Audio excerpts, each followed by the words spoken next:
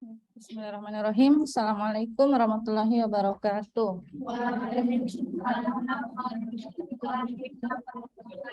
Alhamdulillah, salatu wassalamu ala rasulillah ba'd. Rabbi syrahli sadari wa yassirli amri wahlul 'uqdatam min lisani yafqahu qawli. Rabbi zidni ilman warzuqni fahman. Ya, Ibu minta maaf ya yang pekan lalu. Di silent ada yang join ya? Silent Ki. Maksudnya kecilkan volumenya. Ya, yang pekan lalu Ibu lupa sekali. Ditambah juga dan kesibukannya Ibu persiapan pengabdian kemarin. Pekan lalu Ibu ada pengabdian di salah satu desa di Maros. Jadi saya lupa. Nanti kemarin pas hari Ahad kemarin baru saya ingat. Astagfirullah. Saya lupa jadwal pengganti pekan lalu. Jadi kalau hari Sabtu kalian ada jadwal kosong? Kosong Ji? Ya, jadi untuk mengganti yang ini kan harusnya yang pekan lalu. Nah, materi yang harusnya hari ini nanti hari Sabtu. Jadi insya Allah nanti Ibu umumkan di grup jam berapanya. Ya, kemungkinan paling Ba'da zuhur kalau hari Sabtu Ibu bisanya. Hari Sabtu ini dia, astagfirullah, adalah janjiku. Malam. Jadi nantilah hari Selasa kah, Rabu kah, Kamis kah nanti Ibu infokan ya. Tolong diingatkan, jangan juga diam-diam ya, karena kita mengajar ketertinggalan materi, terus kita dikejar juga dengan mau maki juga masuk lab, toh harusnya di pertemuan 10 itu kalian sudah mau masuk lab.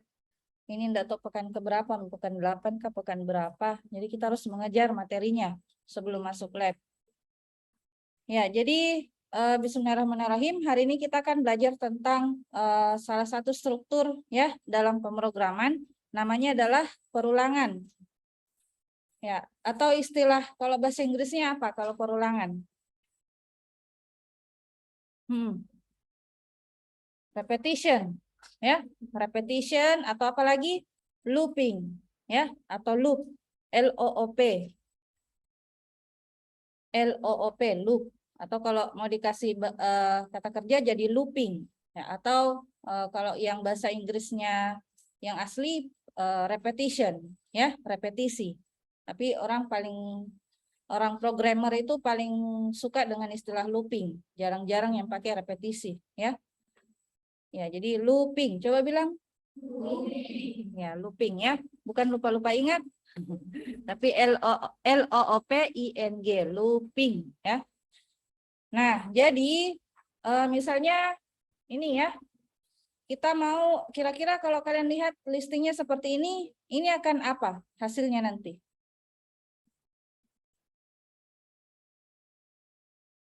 Apa yang tampil nanti di outputnya? Angkat tangan. Ya, siapa namanya? Sri Yunita. Ya, coba Sri. Terus berapa kali?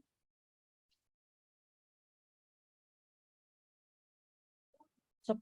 Nah, jadi yang tampil nanti di outputnya adalah menurut Sri tulisan tutorial pemrograman C++ sebanyak 10 kali. Nah, kalau kalian lihat seperti ini efektif tidak kalau seperti ini? Tidak ya. Nah, jadi dibutuhkan satu perintah yang dimana cukup satu baris saja kita tulis, itu nanti tulisan tutorial pemrograman C++-nya akan tampil sebanyak 10 kali. Nah, gimana caranya? Kita pakai looping ya. Nah, bagaimanakah looping itu? Jadi looping itu sebelum kita masuk bagaimana solusinya, kita lihat dulu ya. Pembagiannya ada dua. Ada counted loop, ada uncounted loop. Nah, counted loop seperti artinya perulangan yang bisa dihitung berapa kali perulangannya ya.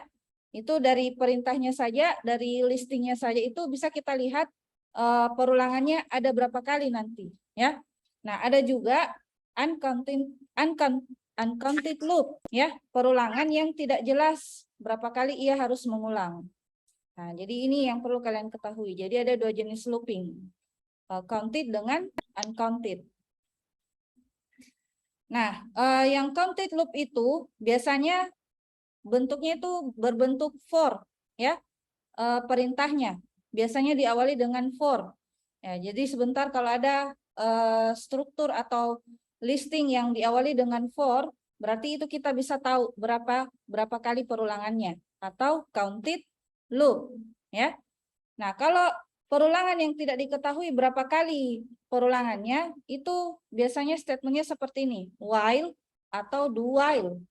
Nah, while itu artinya kan selama. Jadi ada kondisi tertentu yang menyebabkan perulangan itu dilakukan, ya, while. Nah, kalau do while dia akan minimal melakukan 1 kali dulu eksekusi, baru dia periksa kondisinya di bawah while, ya. Kalau kondisi di bawahnya itu sudah terpenuhi, maka perulangannya berhenti, begitu, ya. Lakukan perintah di bawah ini, itu artinya do, toh. Lakukan perintah di bawah ini while selama kondisinya begini, ya, atau kondisinya tidak begini, begitu, ya. Sebentar kita lihat satu persatu contohnya. Nah, kita mulai dari blok perulangan for, ya.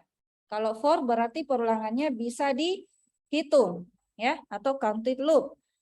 Nah, kita lihat kan tadi kita mau menampilkan 10 kali tulisan toh. Nah, jadi flowchart atau alur dari perulangan for itu bisa kita lihat seperti ini. Dimulai dari start. Nah, kemudian di dalam perulangan itu baris rumusnya itu, ya, atau statementnya itu setelah kata for biasanya diawali dengan nilai awal, ya, nilai awal berapa kita mau tentukan itu perulangannya, mulai dari nilai berapa sampai nilai berapa. Nah, misalnya kita mulai dari I sama dengan 0, ya. Jadi perulangan yang pertama itu nilainya adalah 0. I dimulai dari 0. Nah, kalau kita sih secara manusia biasanya perulangan dimulai dari 1, ya. Ya, tapi mulai sekarang biasakan menderita dimulai dari 0 dulu, ya. Kenapa? Karena nanti kalian akan mempelajari array, ya. Itu juga salah satu struktur dari pemrograman. Itu nanti hitungannya dimulai dari 0, indeksnya, ya. Jadi biasakan diri Anda untuk memulai perhitungan dari 0. Jadi jangan makin lagi dimulai dari 1, tapi dimulai dari 0. Nah, jadi mula-mula I sama dengan 0, ya. Jadi ini adalah nilai awal perulangan, startingnya, mulainya, ya, permulaannya. Nah, kapan perulangan itu berakhir? Kapan perulangan itu berakhir? Nah, kita berikan dia di pengkondisian ini, ya. Perulangan ini akan berakhir kalau I-nya berapa? Lebih dari 10, ya.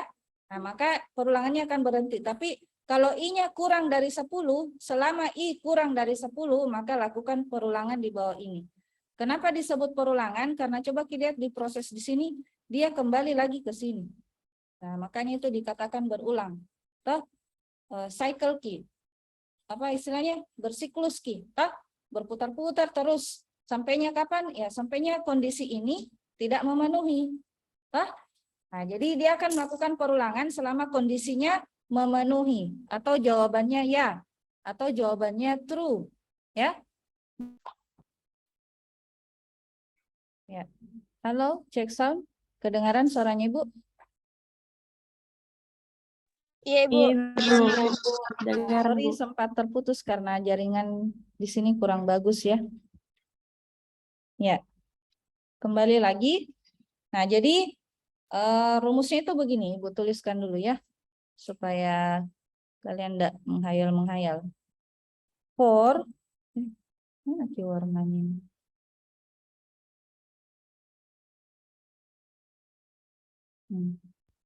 For dalam kurung, ya, I sama dengan 0. Nah, jadi itu nilai awal. Kalian sendiri saja yang tandai ini bahwa ini adalah nilai awal. Di nilai awal, kemudian pengkondisian, selanjutnya itu pengkondisian perulangan akan dilakukan, ya.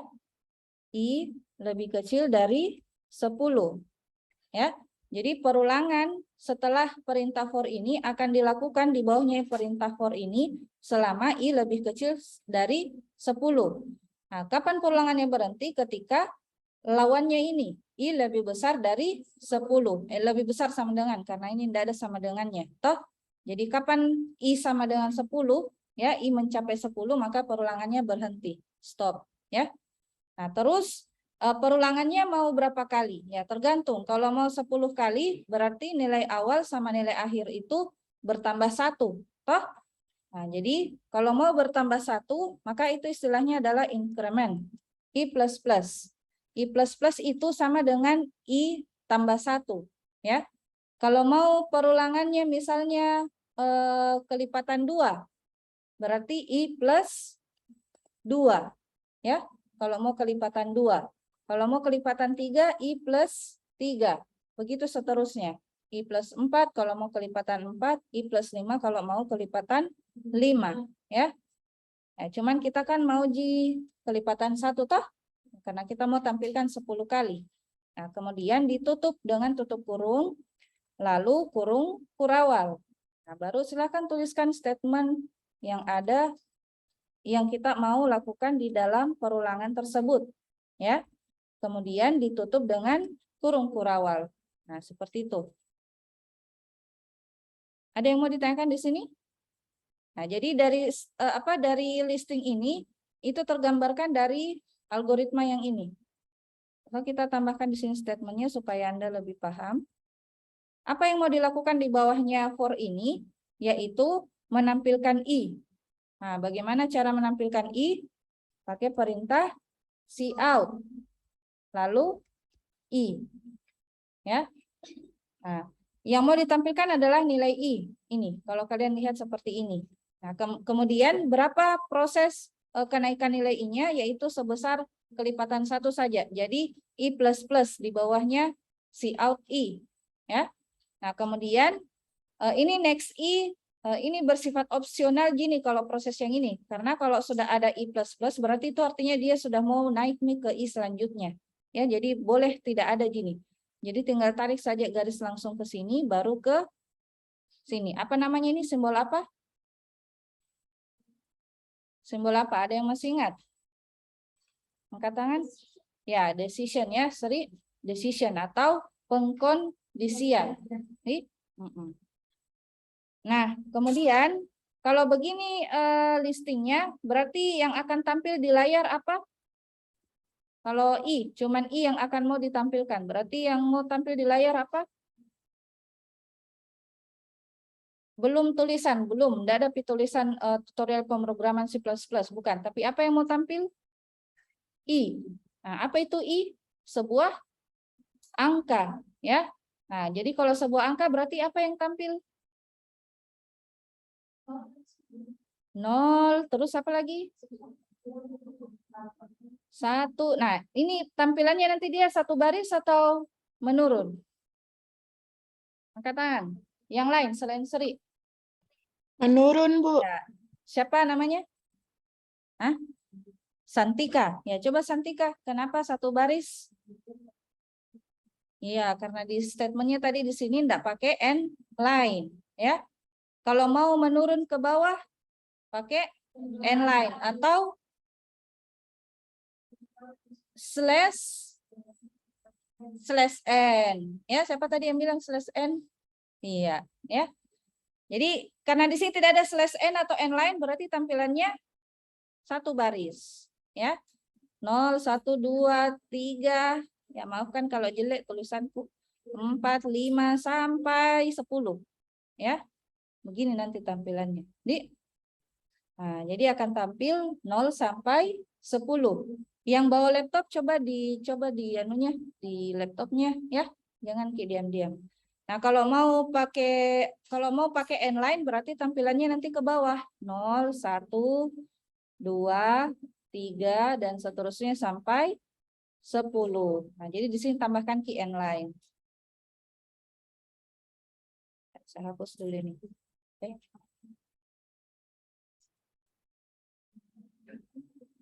Paham, Maki? Paham? Ya, saya hapus dulu ya. Oke. Nah, kita masuk ke listingnya. Bagaimana kalau flowchartnya begini? Ya, listingnya tadi kayak Ibu bilang. Ya, cuman tadi Ibu lupa pendeklarasian variabelnya, toh? Nah, jadi boleh enggak perlu kita deklarasikan di bawah di bagian atas-atas. Boleh di dalam perulangan itu saja langsung kalian deklarasikan dengan tipe data integer. Ya, kalau misalnya kalian belum deklarasikan ini I, di bagian awal program tadi. Jadi boleh pendeklarasian variabelnya di dalam for, ya. For dalam kurung integer i sama dengan 0 titik koma, i lebih kecil dari 10 titik koma, baru i plus plus tutup kurung kurawal, baru cout. Kemudian apa yang mau ditampilkan? Kalau di sini dia kan mau tampilkan i. Kalau mau tambahkan lagi tulisan boleh pakai tanda petik, ya. Apa? Misalnya tutorial tadi, tutorial pemrograman C++, kemudian apa lagi? Tutup kurung, begitu. Kita coba ya. Misalnya di dalam pemrograman kita sini.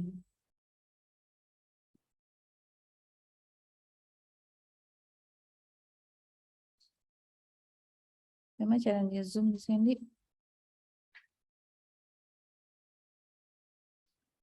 Ini, zoom out. Nggak mau juga. Nggak aktif ya. Bisa jadi jelas nih kita lihat ini. Nah, coba saya. Apa dulu di sini biasanya? Perintah apa? Ya. Include ya. Include apa? IOStream. Ya, bagaimana gitu pakai ini ya? Coba terus using namespace, yes. Terus apa lagi?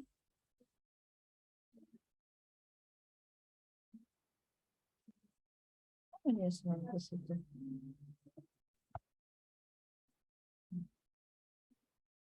Ya.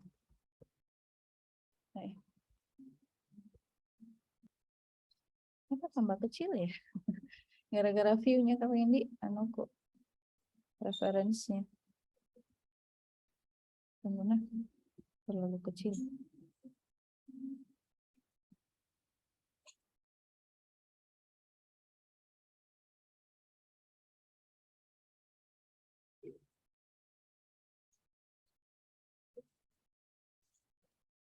Lebih kecil lagi.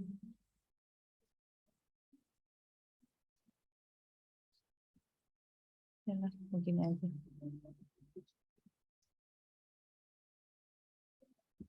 Ya, terus apa lagi? Langsung saja. For dalam kurung integer i sama dengan 0, kemudian titik koma, i lebih kecil dari 10, kemudian increment. Buka kurung kurawal. Nah, jangan lupa tutup dulu, baru berikan statement di dalam for. Apa yang kita mau tampilkan tadi? Cout tutorial pemrograman C++. Kemudian kan mau ke bawah, jadi end-line. Ya. Sudah? Begitu saja? Sudah? Ya, kita save dulu.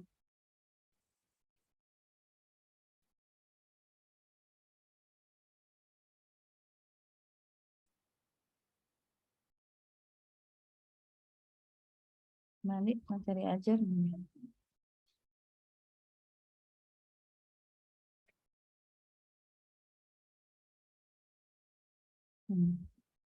Di 2021 biar nih. Harusnya sih 2022. Biarlah sini saja. Apa namanya? Misalnya loop 1 ya. Save. Ya, setelah di save kita jalankan. Di-compile dulu. Banyak yang error. Nah, apa yang error? Using namespace std. Oh, ini bukan si spasi. Salah ya. Compile lagi. Apa yang salah? End-line-nya. Ya, apa yang salah ini? Hah? Ya, kecil sekali di.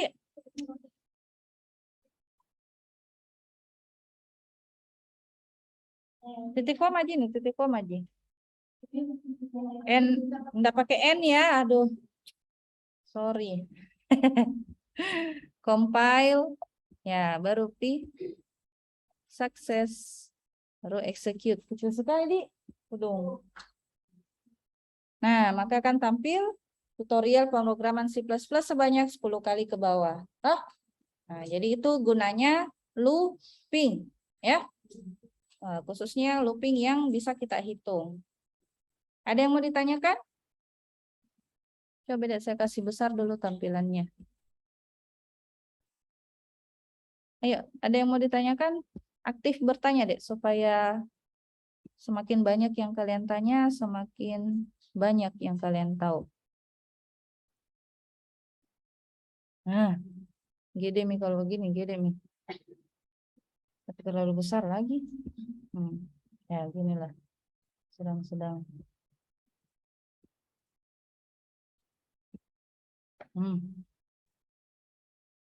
Lumayan ya, dibanding yang tadi.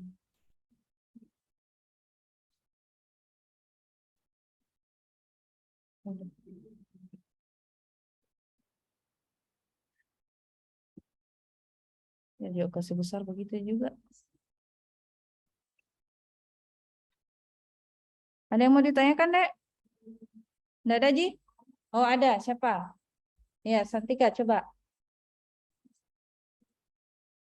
Hah? Oh, return di iyo.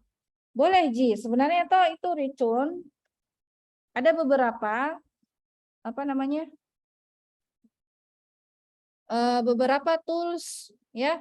Tools pemrograman yang kalian pakai itu dia bisa eksekusi ini. Kalau tanpa return bisa juga dieksekusi meskipun tidak ada, ya. Ya, jadi ini sebenarnya bersifat opsi, Ji, return nolnya. Tapi nanti kalau kalian bikin program terus ada yang error, ya kemungkinan tambahkan key ini. Di begitu. Begitu, Ji, ya, bersifat opsi, Ji. Hah? Ini?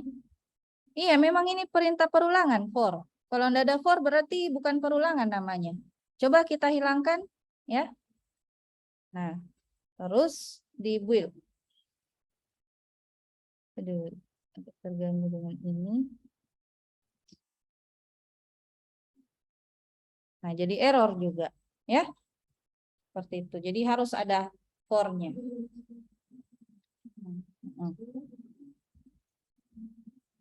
Ada lagi yang mau ditanyakan nih, gimana nih di posisi ini? Iya, tunggu. Saya kasih hide dulu ini.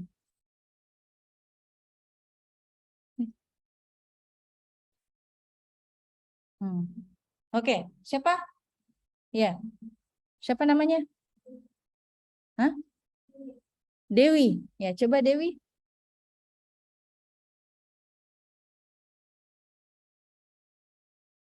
Mana? Yang ini ya? Begini memang kalau untuk yang apa namanya library, belum berlaku titik koma dalam sini. Library biasanya begitu. Biar juga kalau kita pakai bahasa pemrograman yang lain, misalnya Python, kalau library itu yang bagian atas itu pemanggilan library tidak pakai titik koma akhirannya. Nanti setelah masuk main program, baru berlaku itu titik koma. Begitu. Ya. Atau ini using namespace std baru dia berlaku titik koma. Begitu memang anunya, peraturannya, ya. Ada lagi Dewi? Udah? Oke.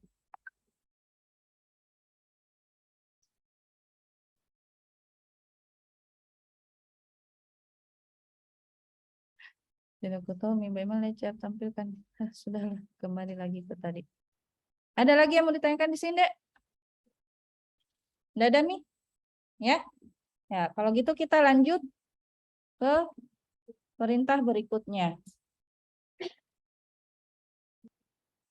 Nah, kemudian bagaimana cara menampilkan nilainya? Ya, tinggal kalian anukan saja. Misalnya tadi di Anuta listingnya, misalnya kita mau tampilkan juga nilai I. Bagaimana caranya? Tutorial pemrograman C++, terus kita kasih di sini misalnya titik perulangan ke. Bagaimana caranya ditampilkan nilai I? Di mana ditaruh? Kalau kita mau tampilkan juga nilai I-nya. I-nya dimulai dari 0. Di mana? Apakah di dalam di dalam tanda petiknya kita panggil nilai I atau di luarnya?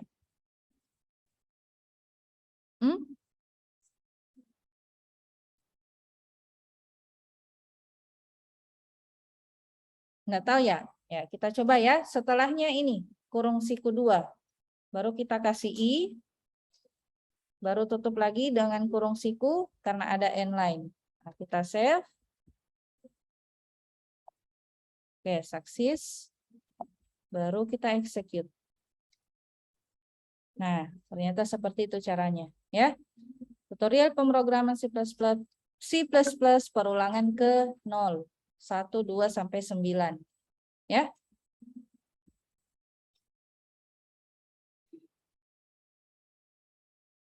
Nah, ini. Jadi kurung setelahnya tanda petik, kurung siku dulu, baru panggil nilai I-nya. Ya, jadi nilai I yang kita mau tampilkan itu di luar dari tanda petik. Tapi tetap satu baris dengan perintah cout. Ya. Nah, jadi kalau mau cuma tampilkan nilai I saja, ya tinggal dihilangkan saja ininya.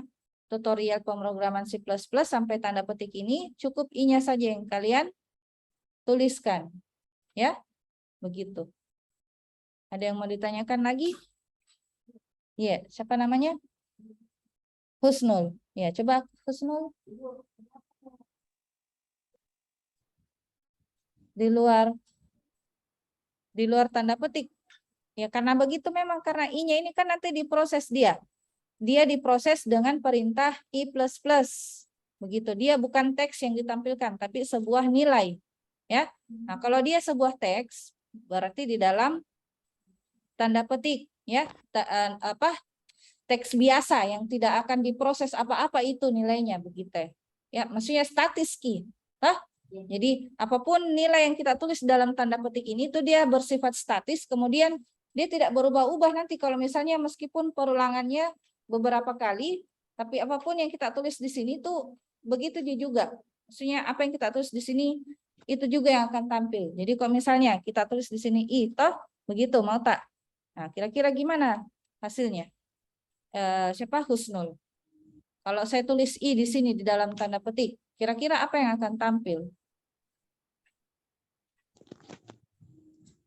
Iya, apa yang begitu? Tulisan apa yang tampil nanti di outputnya?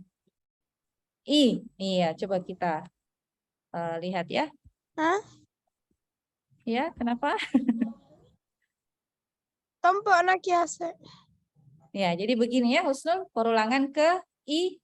Toh ada I. Jadi yang tampil itu hurufnya di I. Toh bukan variabel yang dia panggil. Gitu ya.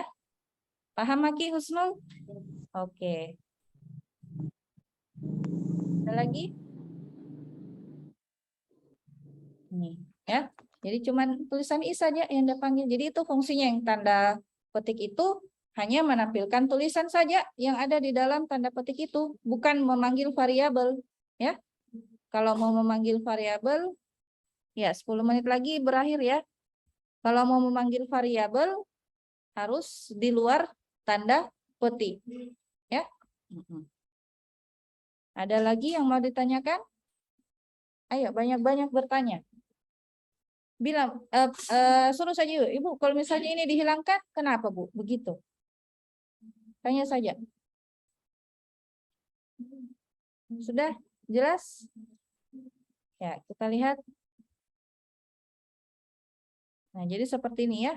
Kalau printf itu, ini coba kita lihat tanda petik, nanti nilai variabelnya di luar dari tanda petik itu. Tapi dia cukup pakai tanda koma saja. Dia tidak pakai kurung siku toh. Kalau printf, karena yang di dalam kurungnya itu yang akan dieksekusi. Nah, apakah nama variabelnya harus selalu I? Tidak, Ji. Ya, mau pakai huruf O, mau pakai P, J, A, B, C, D sampai Z boleh, Ji. Ya, boleh juga kalian berikan nama variabel, counter misalnya, ya, ulang misalnya, ya, sebebasnya kalian, Ji. Mau memberikan nama variabel di sini. Nah, ini tadi Ibu bilang kalau mau kelipatan berapa, toh perulangannya, kalau counter plus sama dengan 2 berarti kelipatan 2. Ya, kalau mau kelipatan 3 plus sama dengan 3, ya. Ini. Jadi nanti misalnya kalau disuruh bikin program apa ya? Kelipatan 5, menampilkan angka genap kelipatan 5. Nah, bagaimana caranya? Atau kelipatan 2 mau angka genap kan angka genap kelipatan 2 toh? Nah, bagaimana itu kelipatan 2? Ya begini, plus sama dengan 2. Nah, siapa yang bisa bikin? Misalnya yang kita mau tampilkan itu angka genap saja. Dimulai dari berapa ya? Dimulai dari 0 sampai 20. Nah, bagaimana itu anunya?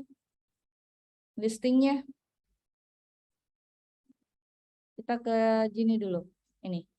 Coba rubah key ini listingnya menjadi menampilkan bilangan genap kelipatan 2 ya. Namanya juga genap berarti kelipatan 2 toh? Bagaimana caranya? Yang dimana angkanya itu dimulai dari 0 sampai 20. Berarti mulai dari mana dulu kita ubah di sini? Ya, siapa namanya? Kita. Siapa? Haika. Ya, coba Haika. 4.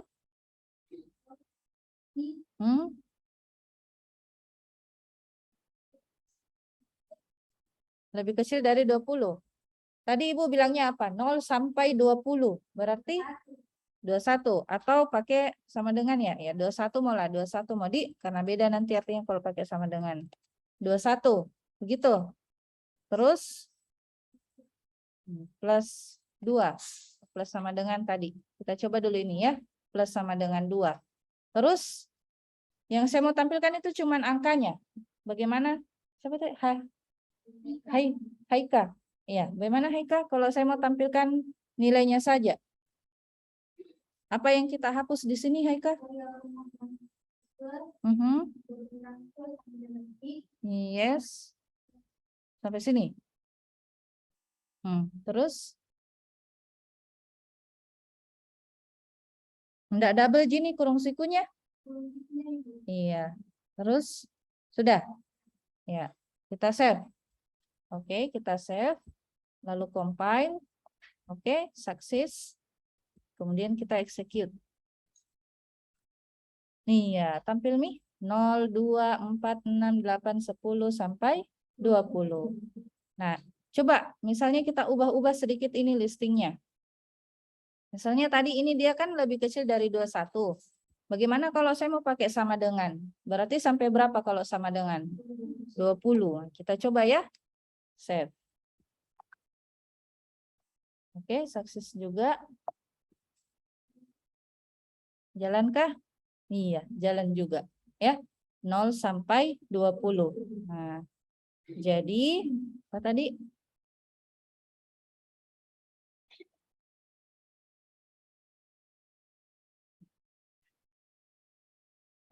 Supaya tampil berdampingan ini. Jadi, di sini yang pemberhentian perulangannya itu boleh 2 cara ya. Boleh pakai lebih kecil dari, boleh pakai lebih kecil sama dengan. Tapi memiliki arti yang berbeda. Kok lebih kecil dari berarti tidak termasuk angka yang kita tulis tadi 21. Toh? Nah, tapi kalau pakai sama dengan berakhir di sama dengan itu. Ya, makanya 20 masuk. Begitu. Bisa dipahami? Bisa? Jadi perulangannya ini begini loh, 0 sampai 20 yang dieksekusi. Nah, sama artinya juga lebih kecil dari 21. 0 sampai 21 juga yang 0 sampai 20 juga yang dieksekusi karena lebih kecil dari 21. Toh? Nah, jadi kalau lebih kecil dari 21, ketika I-nya 21 maka perulangannya berhenti. Begitu juga dengan ini, lebih kecil sama dengan 20. Nah, kalau sudah lebih dari 20 atau I-nya sudah 21, maka perulangannya juga berhenti. Ya. Oke. Apalagi yang kita mau ganti-ganti di sini?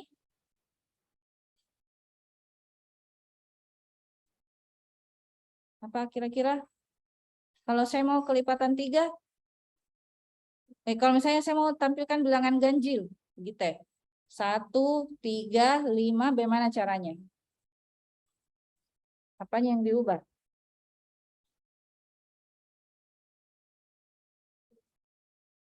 Kelipatannya, Bu, yang itu.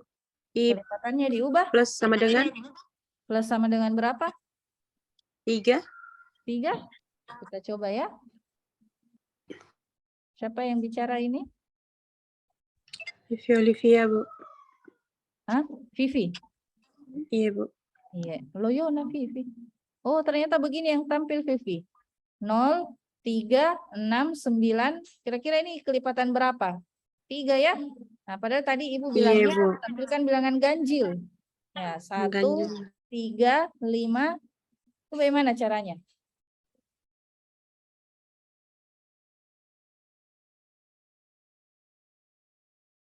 Jangan googling, nah, jangan googling. Jadi bodoh gitu kalau kita googling. Pikir Ki, kira-kira bagaimana? Kalau yang I-nya, Bu, diganti, yang nolnya diganti jadi 1. 0-nya diganti jadi 1, boleh. Terus apa lagi? Siapa ini yang bicara? Putri Bimadanti, Bu. Ya, Putri. Ya, coba Putri. I sama dengan 1, terus apa lagi Putri? Yang itu 20 diganti jadi 21, coba Ibu. Ya, coba 21 terus. Inkremennya Eh 3, Bu. Cocok Min di situ. saya 3 ya, yakin 3? Kan yang kita mau tampilkan dimulai dari 1, terus 3. Nah, dari 1 ke 3 itu dia naik berapa, Putri? Naik 3 kah? Naik 2, ya? Naik 2. Berarti di sini inkremen plus sama dengan 2, ya. Nah, kita coba ya, Putri. Nggak ada Mi lagi? Sudah ya, kita compile. Baru build, baru execute. Nah, baru Mi tampil, ya.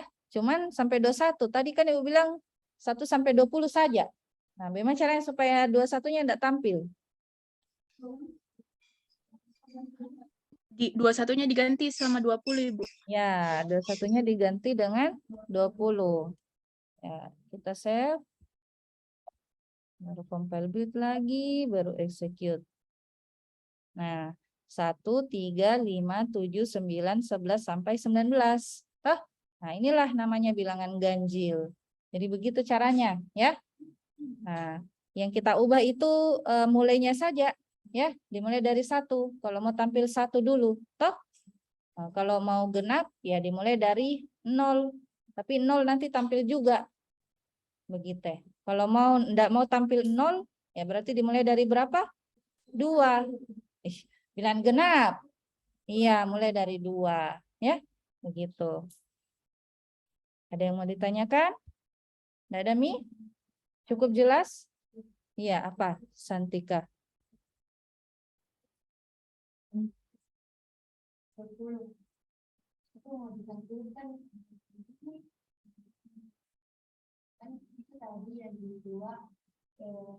Yang terakhir di kan tadi taruh 3 tuh sudah bahas.